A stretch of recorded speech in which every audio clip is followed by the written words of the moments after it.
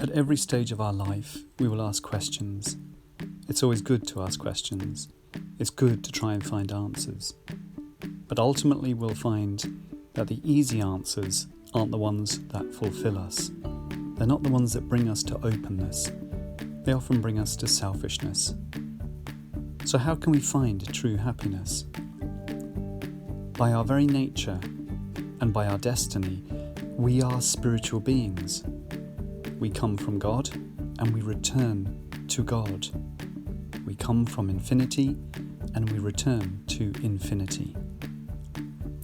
Everyone is created to live in communion with God. Our hearts are restless until they rest in Him. Thus, it is only with God that we can find true and full happiness. How can we know God by reason?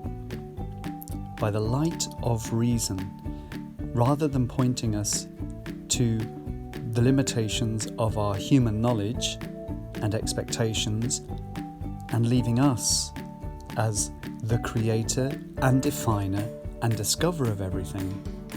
The light of reason can lead us to come to know God, can lead us to humility, can lead us to wonder and awe at His creation.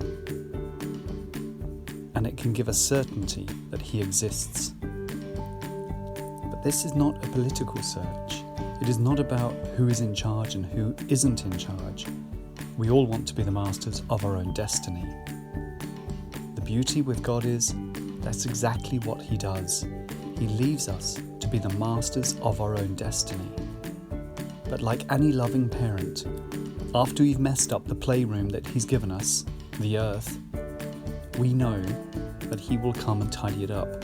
That's not an excuse to make a mess of the playroom, but rather it means that we need to learn how to make use of the things that He has given us, how to use them well, and how to keep things tidy and in order so that we don't destroy the playroom that we have been given.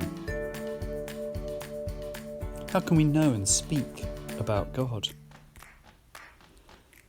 If we are to know God, we must listen to the message of creation and the voice of our conscience through deep reflection, through conversation, through using the sacraments of the church, through self-reflection and through retreats. The infinite variety of creation reflects God's infinite perfection and helps us speak of God.